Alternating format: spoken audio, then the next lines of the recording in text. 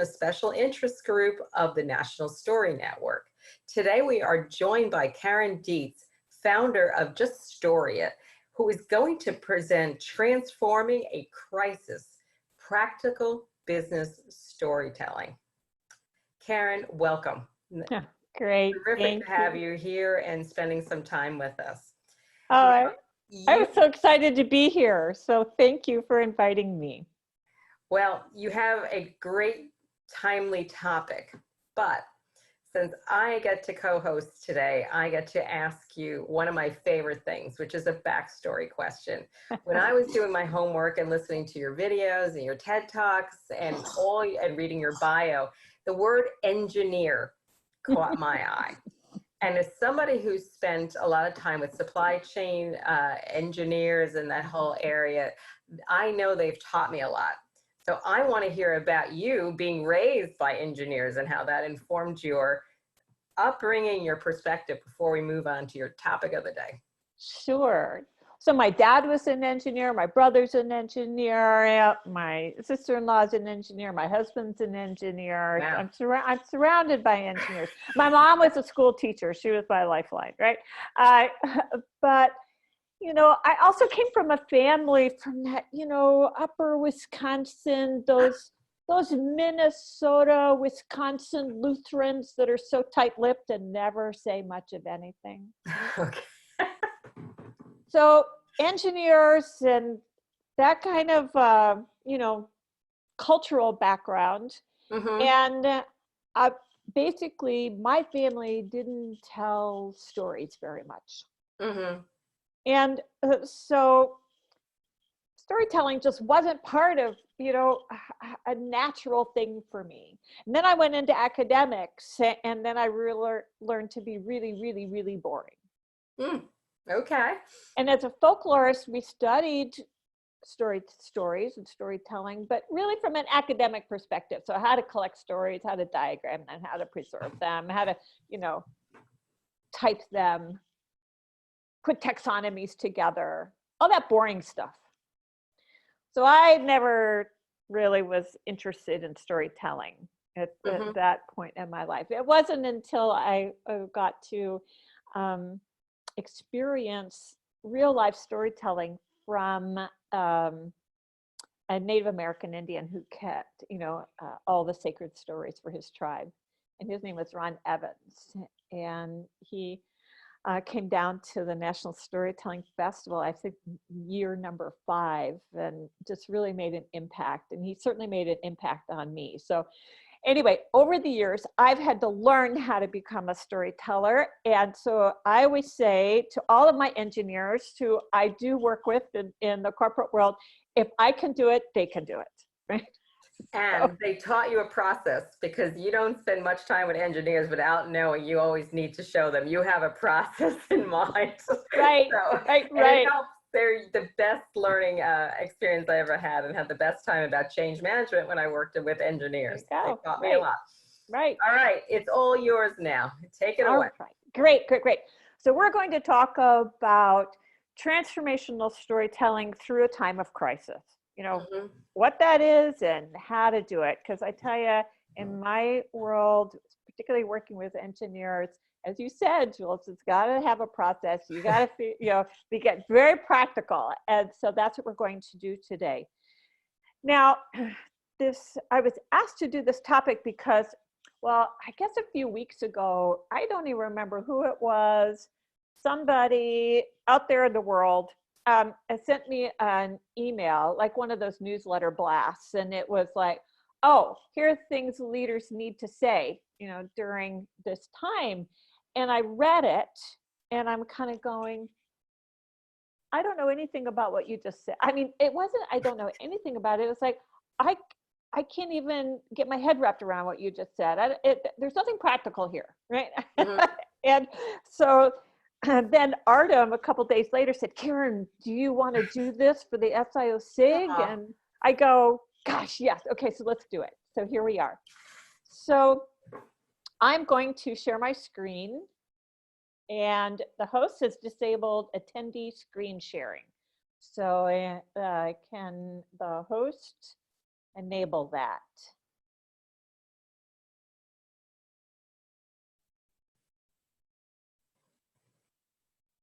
You're on mute, Tom. So. I just made you host, so you right. should be able to do it now. There we go. Yay. Excellent. Okay. Perfect. There we are. Okay. So can everybody see that? Mm-hmm.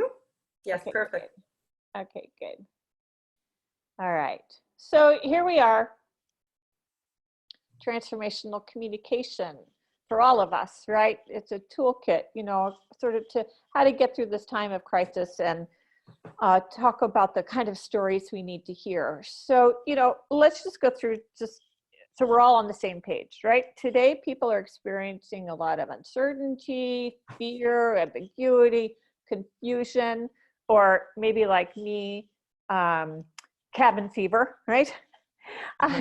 We're kind of experiencing a lack of clear direction at the national level. We're certainly experiencing some economic disruption, but also some opportunity that can come with that, and also some social disruption and some other opportunities that can happen with that too.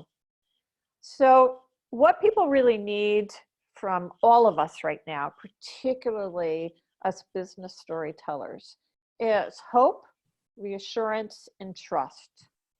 And we want to also understand, well, how you are making these gut-wrenching decisions. Like if I was listening to a leader, I would want to know how and why they're making those decisions that they are. As a listener, I want to know how you're overcoming obstacles right now. Like what's happening in the company, right? That you are having to shift and change and overcome what obstacles to make all this work for you. I want to know who's involved and why. I don't want to know that, oh yes, as a corporation, we are, you know, getting busy, right? I want to know names. I want to know faces, right? I want to know real people.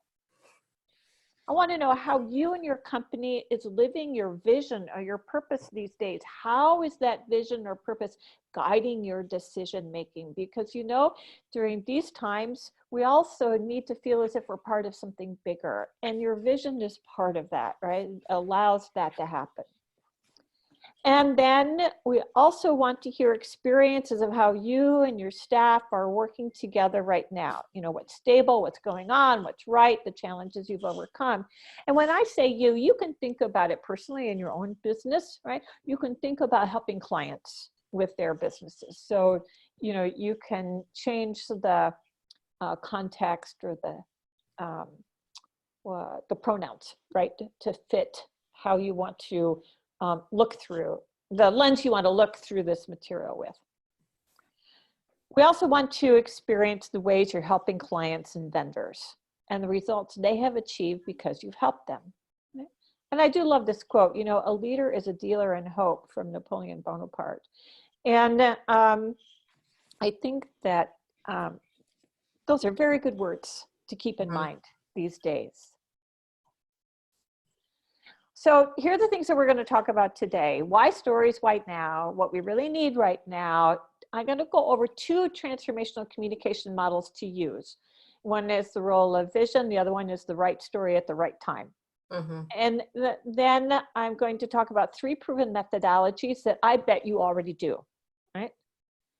And so it's just putting these methodologies into a process for you that you can use with your clients or the people that you're working with, right? If you're in an organization. So it's story listening, story gathering, and appreciative inquiry. Can I see by a show of hands, how many are familiar with appreciative inquiry as a method?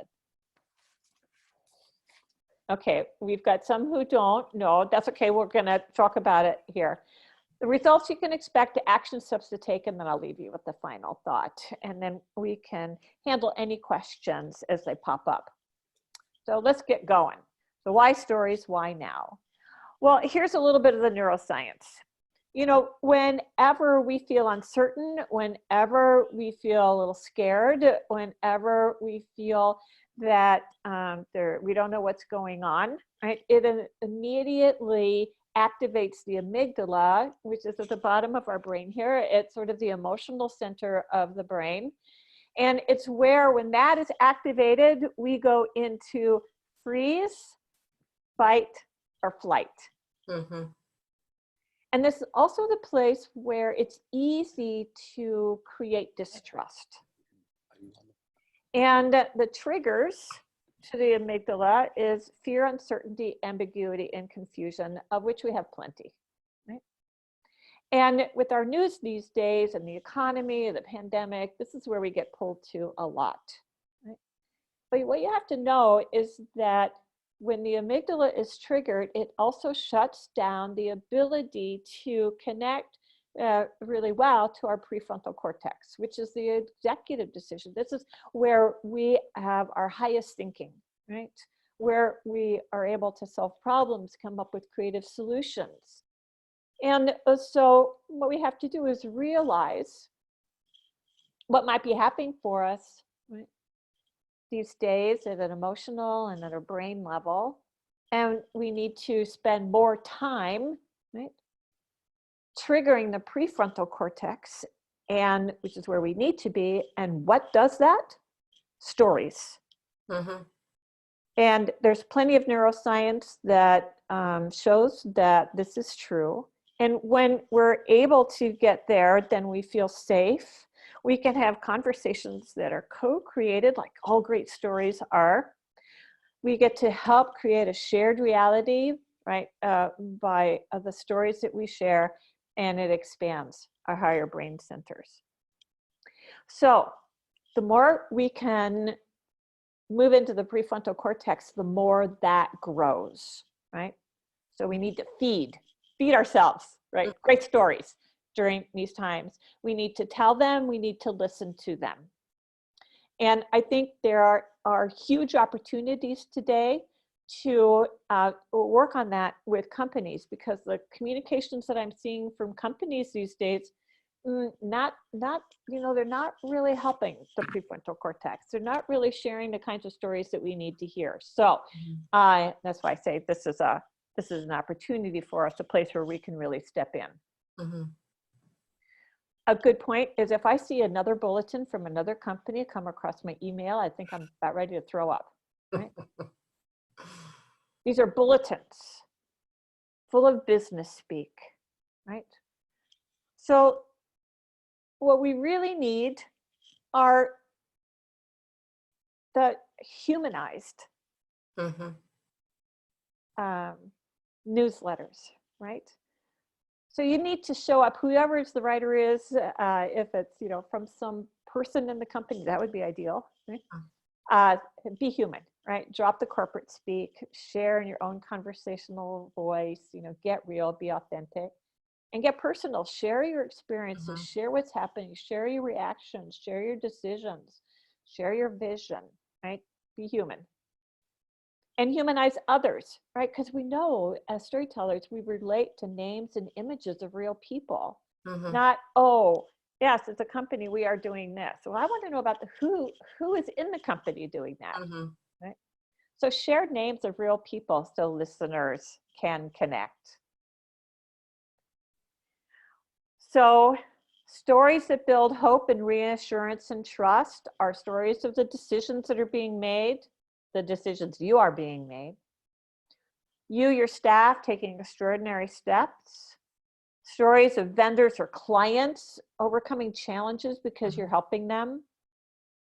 How vendors are maybe actually saving the day for people. Stories of how you or a company are actually helping the community through this crisis also, right? These are the kinds of stories we really need right now. So if those are the stories we need, how are we going to get there, right? So these are two transformational communication models that we can use in a crisis. And the first one is the power of purpose, and really kind of reactivating or using your purpose or your vision for the work that you do, right, as a guide for decision making. So I read this most amazing story, and it's the story of a restaurant in Seattle, and the restaurant was a fine dining restaurant, like views to Lake Washington. So the virus hit, One day they were in business, the next day they were not. Now, the two owners of the restaurant, they kind of started scrambling, like, oh, what are we going to do? And they remembered, wait. Our vision is to feed the community. But you know what? How are we going to do that given these new rules? And they said, well, we better figure it out. And so they used their purpose, that vision that they had, and by tapping into that immediately kicked them up into the prefrontal cortex, where great decision making and thinking can happen. And they found, because they were thinking up in that place of the brain, they came up with some really innovative solutions. So one solution was, we're going to have a pop-up drive-through hamburger place. And the second thing that we're going to do is we're going to have a pop-up bagel place. Right? People can come in, drive through and get their bagels. And then the last thing that we're going to do, we're going to have takeout dinner for the family with a bottle of wine. Now, in order to do all of that, they had to completely drop their entire way of operating. All their operations had to be completely thrown out and redone from the ground up. And they did that. Now, all of their kitchen staff remain employed. But they wondered, okay, what about our 115 servers? We'd like them to become delivery people, but we don't know if they would be willing to do that. But they asked every single one of their servers, and every single one of their servers said yes. Wow. So now kitchen staff is employed, all their servers are employed, they've got 100% employment, and they're rocking it. And they were able to do all of this in a week. Wow. So that's what's possible when you connect into your purpose, or you connect into your vision. And so I just wanted to remind you of that. And up here, finding your vision or purpose instructions, because sometimes, hey, we don't have one, right? We're busy doing our work. Hadn't thought about a vision necessarily. I know I've got a purpose in there, but well, I could maybe wordsmith that and make it better. But hey, sometimes we get caught and without one. And then maybe you've got a vision or a purpose, but in these days it might not be the most powerful thing, or it might not directly connect with what's happening these days. Or you could have a purpose and a vision that hadn't even thought really about using it for to help guide your decision making now. But if you're in that first or second scenario, you can click on this link in the PowerPoint, and I'll put a copy of the PowerPoint in the chat box before we close off today, and everybody can have that. And you can link to that, and it's a free download, right? But 2 or 3 ways to really do, come up with your vision or purpose pretty fast. And you might have clients in that boat, so, feel free to share. So I hope it's helpful. For sure. So here's the other model, which is the cycle of change and all these phases we go through, and we're in change. And so, the basic principle is that change is a conversation, and change happens when stories are shared back and forth. But we go through the different phases of the change. And so we need to be able to tell the right story at the right time. So up until this time, we've really, at the national level, we've been really talking about, focusing on the change and what people need to do. Here's the current reality, here's our response. Right? Any purpose or vision that's been provided has been one about saving lives. Right? But here's now, I think, where we are. And that is, well, we're starting to get stories about who's really committing to this, right? Companies are starting to commit to really helping, and they're taking action with plans, or 3D printing masks. They are making ventilators, right? So we have some things that we know about, but we have a lot of companies taking a lot of different kinds of actions, and we might not necessarily know what they are, except everybody's going online. Well, how's that working, right? We wouldn't that be great to know a little bit more about the challenges companies are overcoming with moving online, right? So we need a lot more stories around taking action. We need more stories of people committing to taking action, stepping up to the plate. Now we're going to go, and we are starting to move, and it's not quite yet, but we will start to move into, okay, how are we overcoming these barriers? So what are stories of courage and persistence? This is what happens when we have to sustain the change over time. And we're going to be in that for a little while, right? And so these kinds of stories are really, really critical, right? How we keep going, how we're overcoming these barriers, how it's taking some courage to do this, and it requires a lot of persistence. So what are the stories of persistence and the results that are happening? Then we get into phase 6, which is adapting. Oh, we're learning things as we're going along, right? And we've had to adjust, and we've had to shift, and we had to make changes. We had to make some course corrections, but you know, it renewed our action, and right. So we continue forward until we get to finally the end of this cycle, and we get to talk about what's different, the successes we've had, the appreciations. There might even be some grieving and mourning in there for things that we're losing along the way, and yet the celebrating of the successes, I think, is really important. We're seeing a couple little notices that people are observing around celebrating, which is some of the positive environmental consequences, right, of what we're finding ourselves in now. So anyway, that's a framework so you can start knowing and understanding, well, where are we, right, in this huge change we're going through because of the pandemic, and which stories do we need to tell? Now, it's true, the third point here is that change is discontinuous, and you may find yourself in more than one phase at any given time, but at least you know, and at least you know there's a little set of stories that you need to tell. Listening for stories throughout the organization is so critical because you have to find these stories.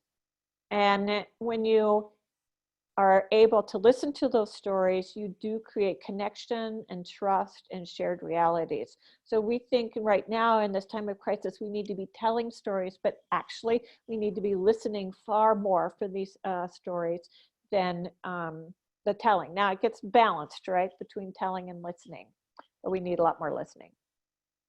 Also, with any of these phases, like if you accidentally skipped a phase, you want to go back to that vision, right, place, you can do that. And you can go back and add that in. So, so just a few things to think about there with this model. So how are we doing so far? Is this making sense? It is. I think the acknowledgement and the listening piece is coming across very strongly about this is a huge part of our responsibility. Because it's very amorphous, this change. It's happening in different stages in different people's lives. And we're going to have this model with us for quite a while. I call it even the second shift. When things die down, we'll still be in a recuperation phase for a long time. Then we have to think how we work differently with staffs and clients and support them, basically. Right. Yes. Absolutely. So good points that you're raising, Jules. Absolutely. Yep. All right. Well, let's go on and then talk about, oh, this is just a story of Regina. It's just to make this point. So she was a global HR director at this like Fortune 500 company, and they were creating a brand new standardized global employee evaluation process, which has never been done before, right? So Europe had their process, Asia had their process. Well, they were bringing it all together and standardizing it. There was a lot of resistance. So what we worked on together was the phase one, the why story, and the vision. Sort of the vision for, you know, or this project and why it was so incredibly important, and her personal experience of succeeding through a significant personal change that she went through. Then after that, the project was launched, and then it was a matter of working with her to find and share the more of the visioning, committing, taking action, sustaining, and adapting stories that everybody needs to hear, right? As all of this unfolds. So you can get to those collaborations, you can understand those new learnings, and you can share the results. And so that was a pretty significant project, and it really worked. So again, learning to tell the right story at the right time. You know, when this didn't work was when 9/11 happened. And we had our politicians telling us for forever that it was all about, we were now responding to terrorism. And, you know, 6 and 8, 9 months later, we actually wanted to know, well, what is everybody doing, right? What's the action that's been taken? What are some of the results that we've experienced? And what we kept hearing from the politicians was still back at the very beginning, the why story, right? And so that was like, you know, what we needed and what was being shared with us was like going at cross purposes. So, all right, let's talk about a few methodologies that we can use with our companies, or for a practitioner, with our clients, or even just with our own businesses, right? What do I need to share today with people in my networks, with clients? You know, what do I need to do? What do I need to help other people with? So first one is story listening, right? So that you can build trust, you can find the stories you need to share, so people feel seen, heard, and valued. And you will discover things that will help you make better decisions. And the process that, let me see if the process I use is appreciative listening. It's from Doug Lippman. I've used it for like 15 plus years in all of my work. You listen for a story, you listen delightedly, right? And then when that's done, you ask a few reflective questions. What do you like about this story? What does the story mean to you? What lesson did you learn? You know, there are a number of reflective questions you can ask, and that actually helps the teller think better about the story, and you learn more about the story, make it more meaningful to everyone. And then you offer appreciations as the third step. What I really liked about what you said, what moved me about what you said, you know, the lesson I took away from what you said, you know, all of those appreciations. It's a 3-step process, right? And it's very, very powerful. And how many people use that? Anybody use that these days? Okay, so a number of you use it. Yeah, do more, right? And you can actually find it in Doug Lippman's books.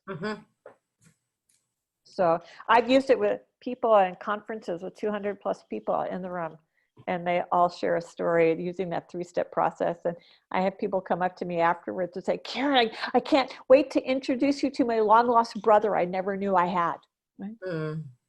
Or my new best friend, right? So that's how deeply the connection and relationship can happen, right, when you use this process. So it's a good one to use. And then story gathering, all right?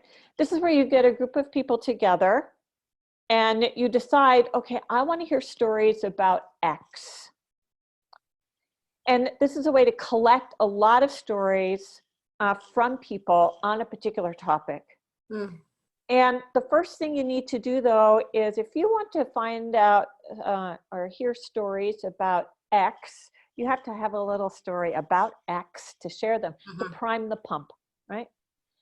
And I found this to be so helpful.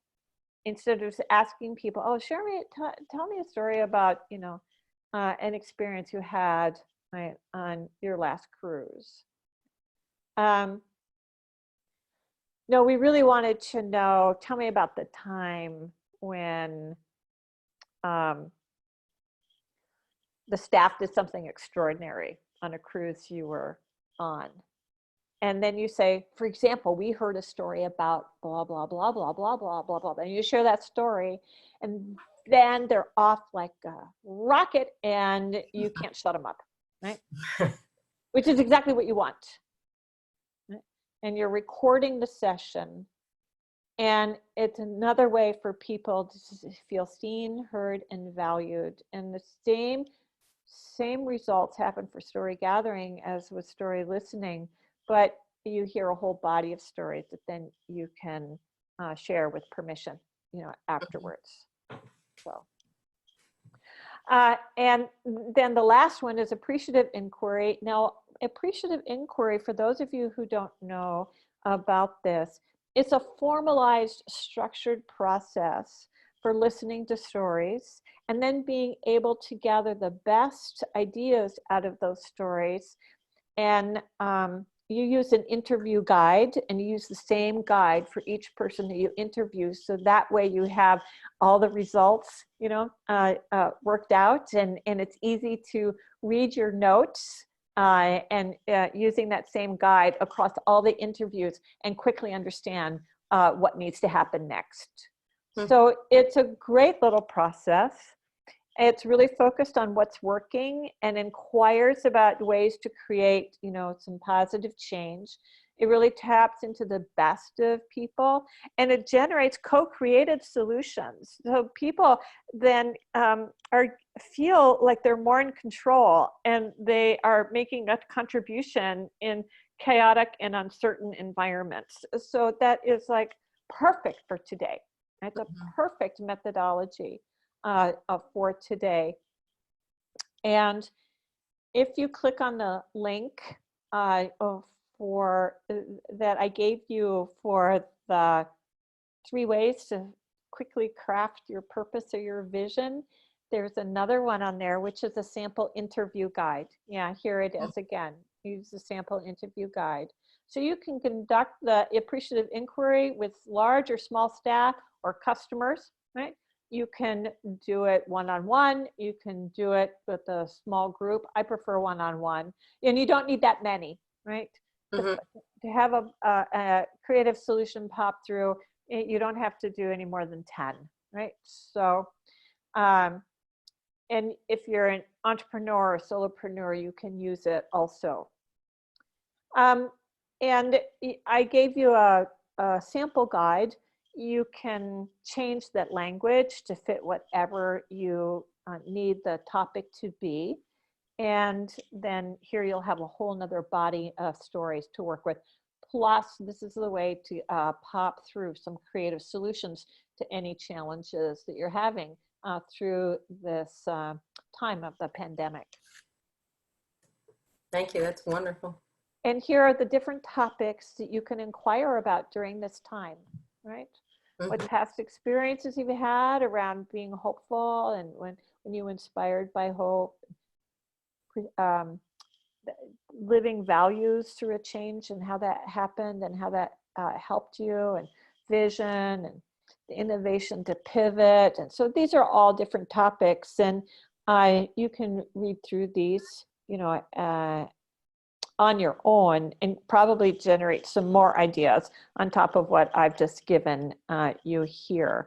But I wanted to at least get you started, right? And maybe spark some other ideas after you go through it. So again, for maximum impact today, this is like a summary, right?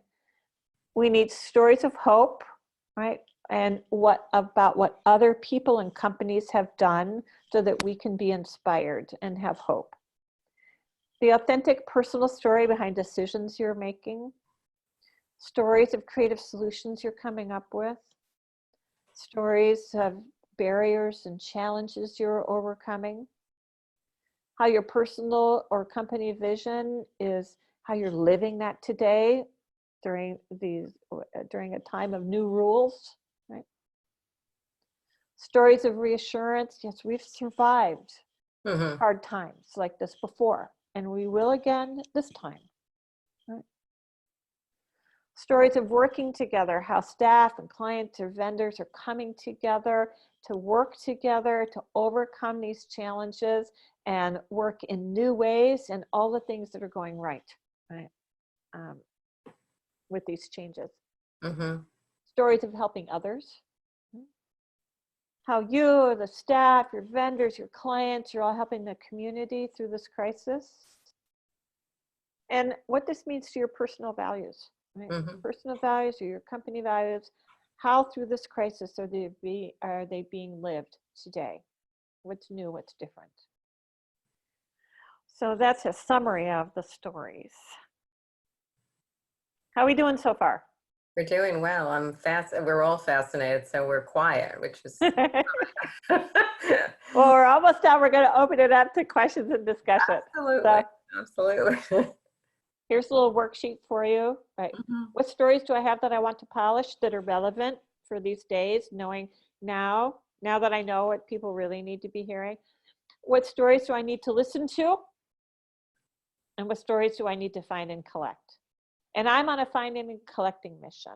I'm finding stories like the restaurant in Seattle. I just found another story today about a tech company that was able to pivot its business and keep all of its employees, right? And the employees came up with the solutions. That's what I love, right? Mm-hmm. And that's what we're really talking about here. Using some of these methodologies, the employees actually become part of the solution. Mm-hmm. And so here's a little worksheet for you. You can make some notes. Oh yeah, I want to find stories about this, that, and the other thing. I need to listen for stories. Okay, you got it. This is terrific. So what are some of the results you can expect if you use some of these models and methodologies? And you get to pick and choose what's relevant for you right now, right? This is not a 1, 2, 3, you must do this first, the second, right? I'll let you figure out what you need to do right now and just use some of these frameworks to help you. So, connection, definitely. We need more connection these days.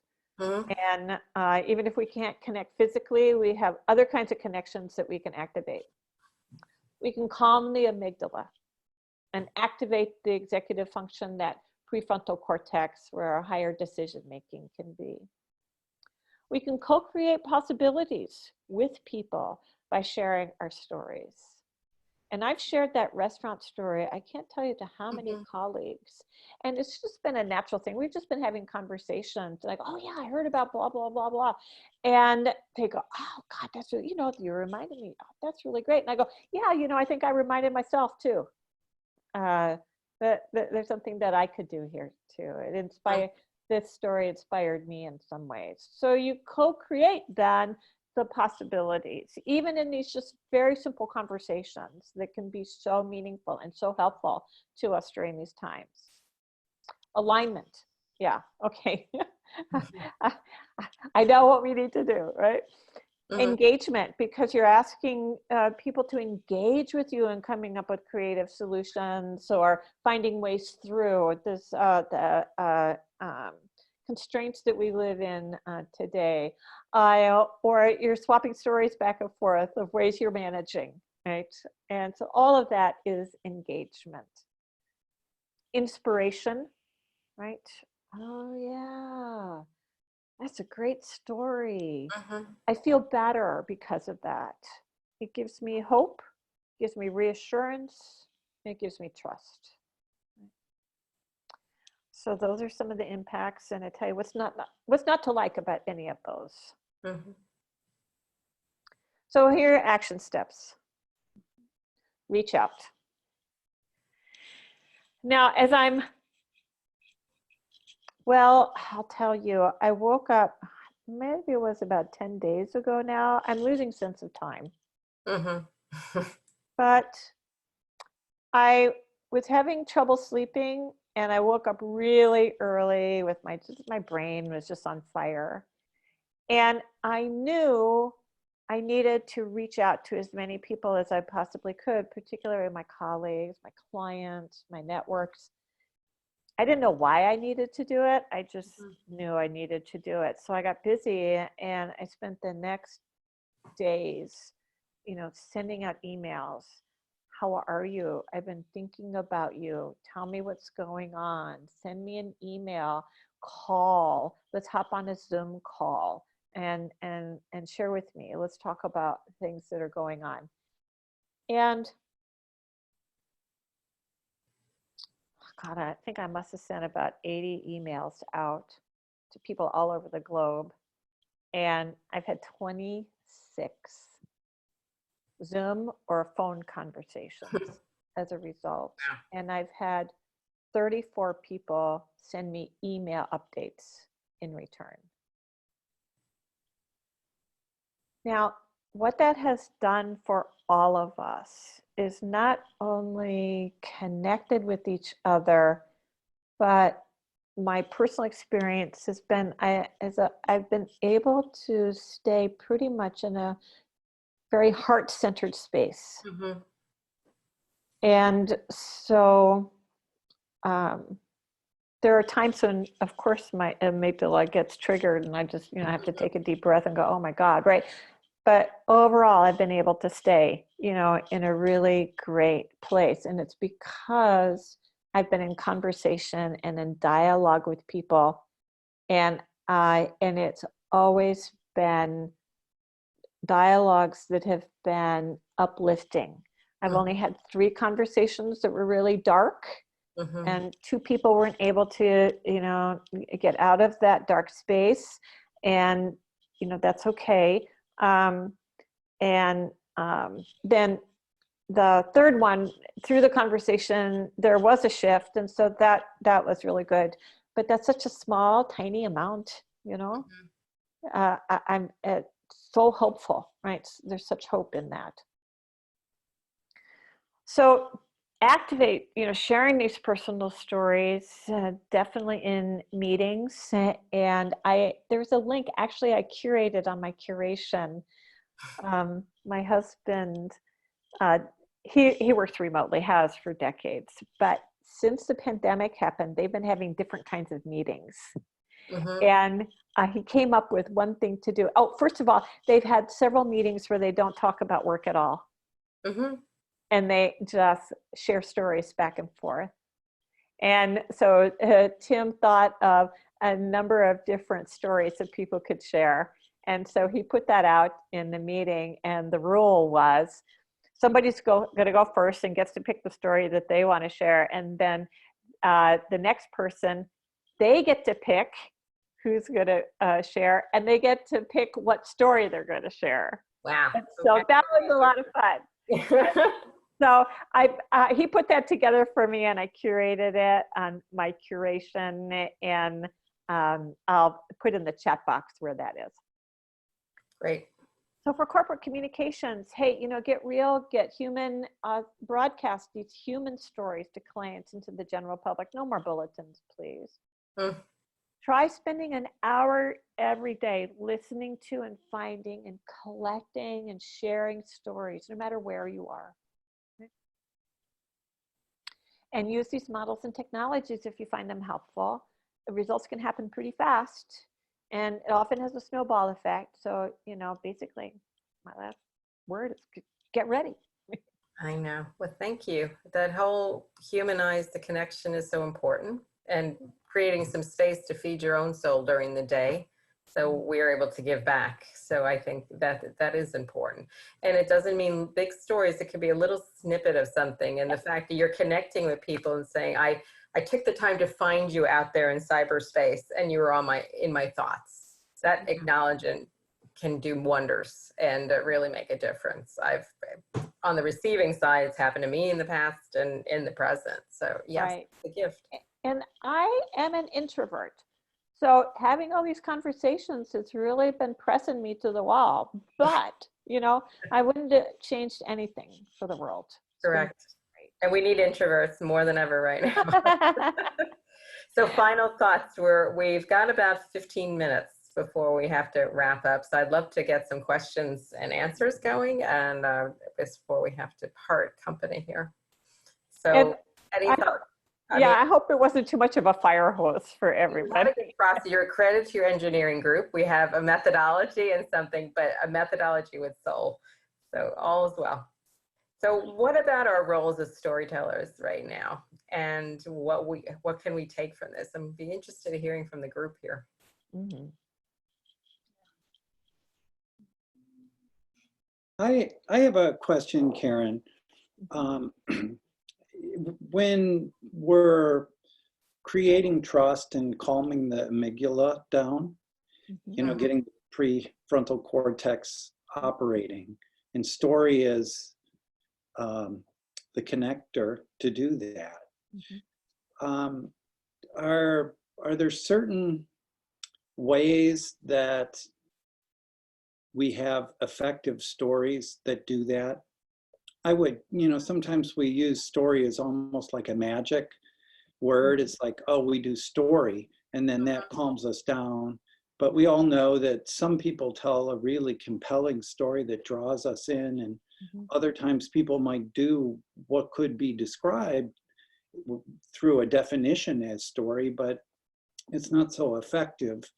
Do you have any thoughts on that, of like how we encourage people to have effective story, or what are components of it? Well, I have a couple thoughts on that, Tom. That's a great question. So, stories run the gamut from conversational storytelling on one end of the spectrum all the way to formal storytelling on the other.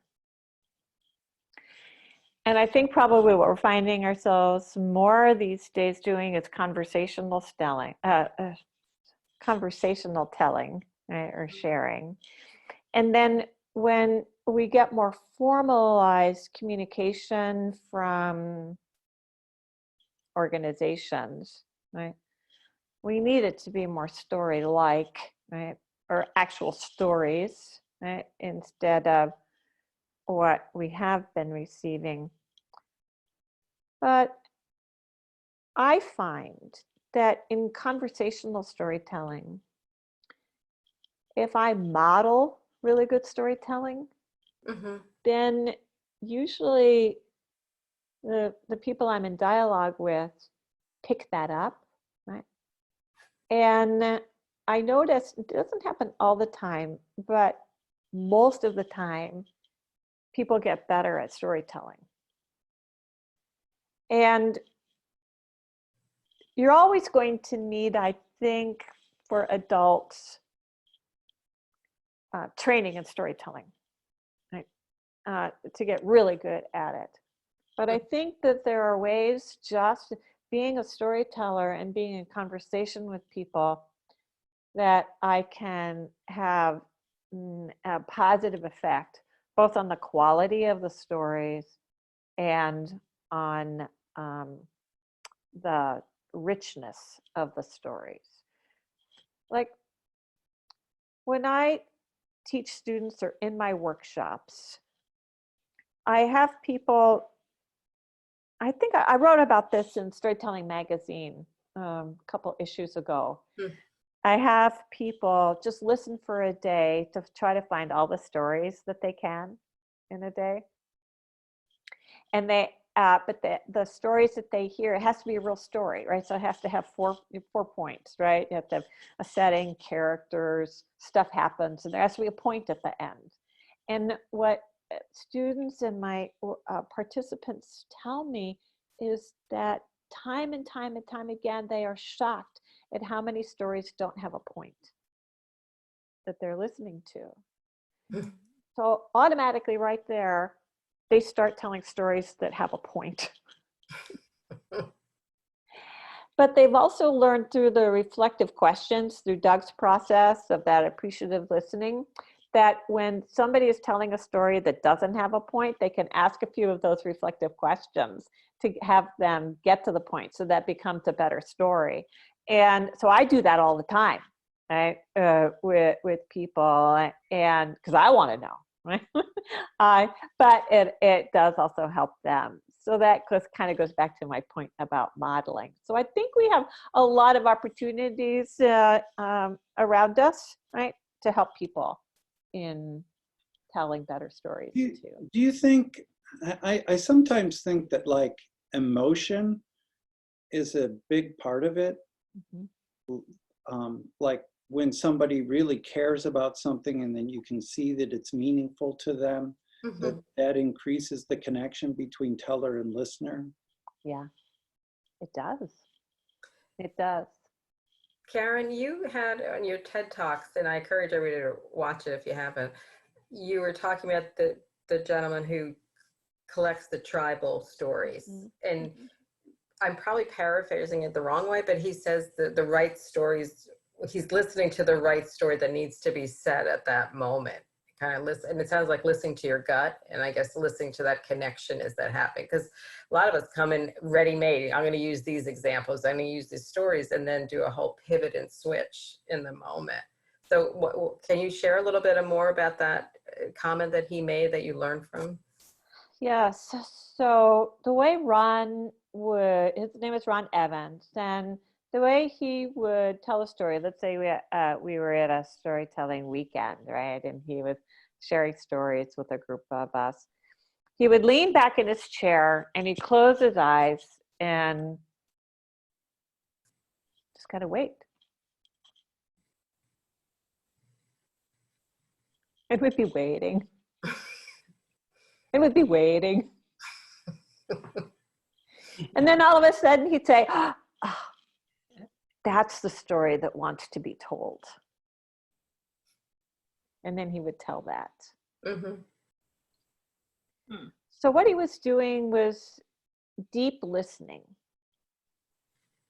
for the story that needed to be told. And by that he meant, what do you, who are my listeners, what's the story you need to hear right now? And so I've seen performance storytellers do that. And, you know, I've had chats with them and they say, oh yeah, you know, I was doing this performance and I got in there and started and I go, oh, nope, yeah, I'm not telling the stories that I thought I was, and just, you know, switch it in real time. And so that was definitely some great deep listening that was going on.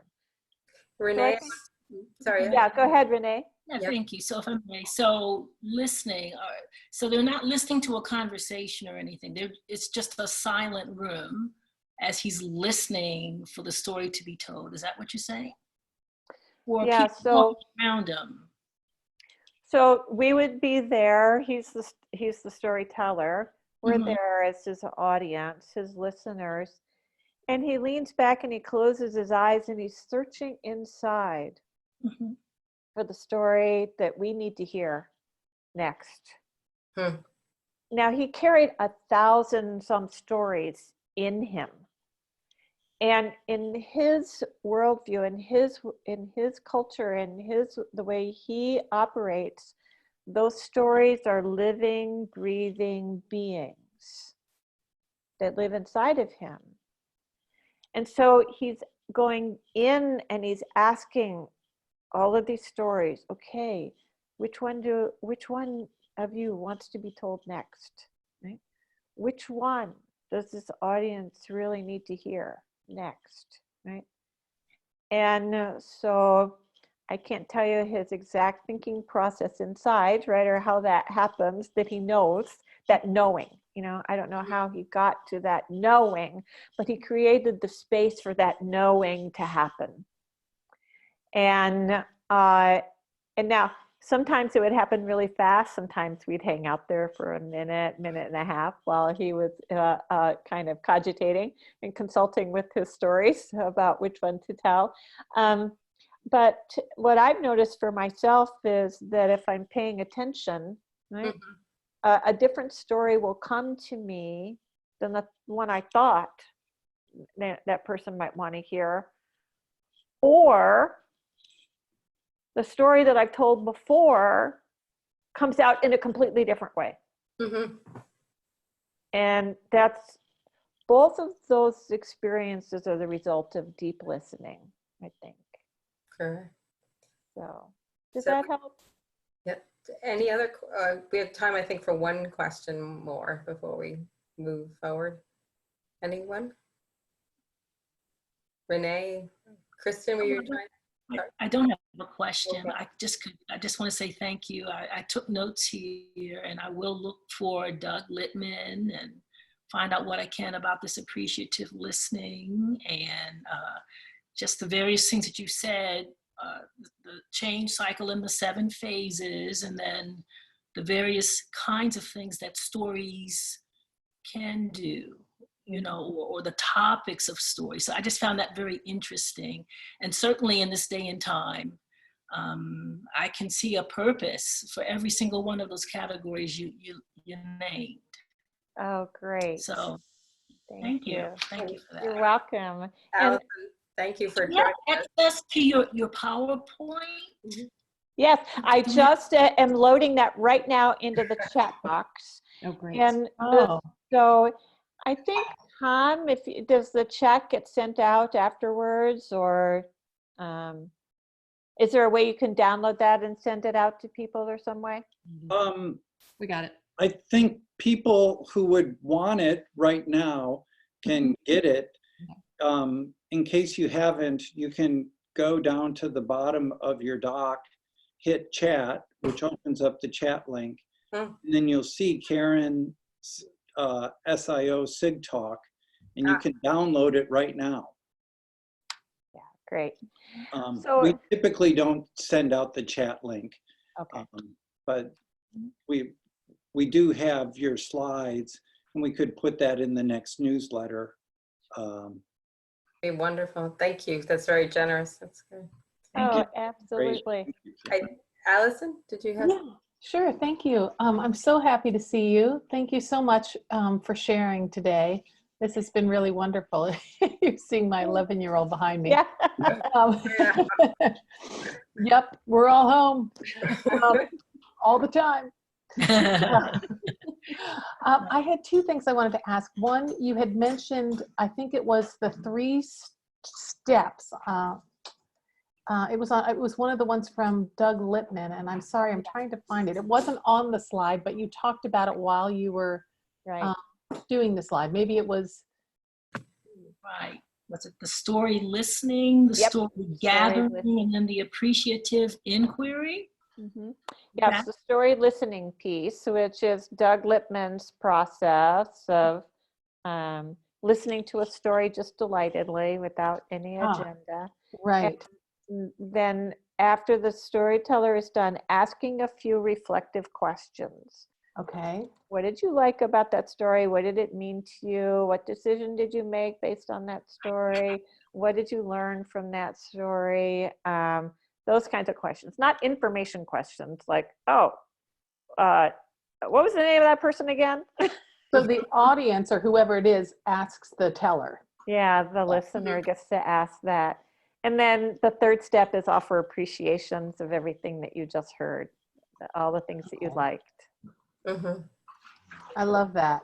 Thank you so much. I also, my next question for you, I guess I've got 2 quick ones. One is, when do you think, you talked about the difference between the spectrum of conversational versus more formal storytelling. In what, I guess, arenas, what situations would formal storytelling be appropriate now? Well, when I work with leaders on high stakes presentations that they have to give with their executive teams or company wide, right? That's more formal storytelling. Okay. When you send out a newsletter or when a corporate communication comes out from a company, that's more formal storytelling. If you're telling stories from a stage, that's more formal storytelling. Right. So that's what I meant by that. Okay, thank you. I don't want our call to end, and I also don't want us to be cut off. So Karen, where can they find you? And what can we be looking forward to hearing more about in your work? Thank you. KarenDietz.com. And so I got lots of good material there. There's also, if you look at, do Google search for Just Story It and Scoop It, like Just Story It, Scoop It, you'll get to the curation. And that's where I'm curating stories. I'm posting stories. I'm finding stories and putting them on that platform. It also has over 2,000 articles of general business storytelling that I've reviewed, and it's all searchable. It's all free. So dig in. Okay, well, thank you everyone, and thank you, Karen, most of all, and Tom for being my wing guy and making sure the recording, as well as Pete for setting this up. Join us next month. We are going to have an April session for another Story Lab, yet to be revealed, and we'll share the date, so keep your eyes out. Check on Facebook as well as the National Storyteller site and our newsletter. So I know we're all getting deluged with all these different emails, so it's hard to keep up, but make sure you know it's coming. Tom, anything you want to weigh in, or Pete? Oh, just thanks, Karen, for being here with us today. Great. My pleasure. A real gift. Thank you. Good. I hope I gave you something that was helpful. Oh, for sure. I'll be talking behind your back next Great. Thank you so much. Thank All you so right. much. Very Oh, well. thank Thanks you. for all your preparation for this, Karen.